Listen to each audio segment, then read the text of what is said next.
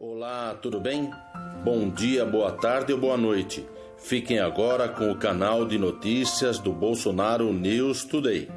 E se você é bolsonarista como eu, já deixe seu like, compartilhe este vídeo e inscreva-se. E ouçam o que o excelente Caio Coppola pensa sobre o STF. Vamos lá. Nossa, são tantos absurdos, né, que fica difícil para o cidadão acompanhar o ritmo do STF. E vamos ver se eu consigo fazer em 4 minutinhos aqui antes do break.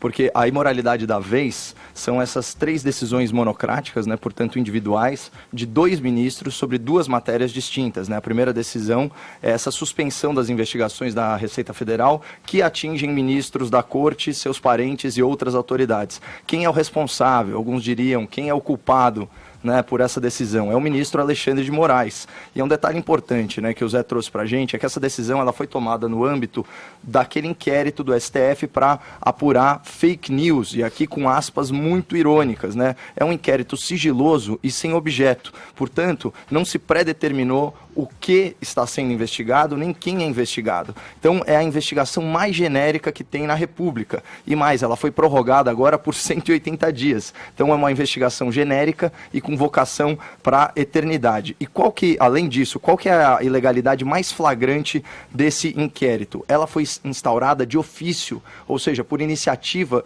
do próprio STF, sem nenhuma provocação do Ministério Público. Então, a gente tem essa situação bizarra em que o mesmo órgão que investiga será o órgão que julga, é o que o Zé Maria chamou aí de trem esquisito. E um parênteses, quem defende a Vaza Jato deveria, por coerência, estar esperneando histérico contra essa violação do devido processo legal. Então, todos nós aqui aguardamos ansiosos essa gritaria. E, finalmente, sobre essa decisão, quem, em especial, é beneficiado diretamente pelo Alexandre de Moraes? As esposas do Gilmar Mendes e do Dias Toffoli, que estavam aí às voltas com a Receita Federal. Aí a gente vai para a segunda e para a terceira decisões, que são primas, por assim dizer.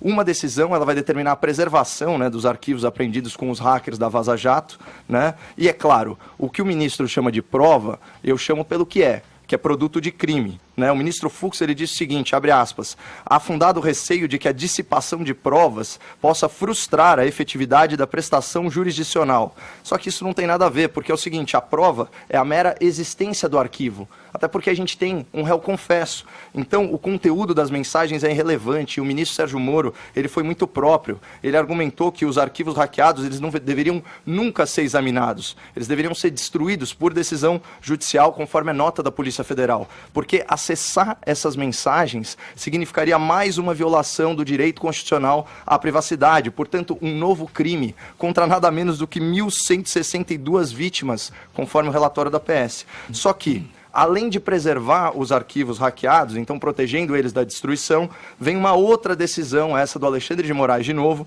solicitando a cópia integral do inquérito e de todo o material apreendido, ou seja, até dos arquivos hackeados, dos áudios, das mensagens. Então, isso é o ministro Alexandre de Moraes trazendo para o Supremo o segredo, exatamente como o Zé Maria falou, a vida privada, a intimidade de autoridades e agentes públicos. Haja poder. E aqui, para fechar, lendo a notícia no Globo e na Folha de São Paulo, eu encontrei uma contradição explícita que eu faço questão de repercutir para o ouvinte para mostrar o descaso desse Supremo Tribunal Federal com a lei, com a verdade e com a justiça. Olha isso. Esse é o trecho da decisão do ministro Alexandre de Moraes. Abre aspas.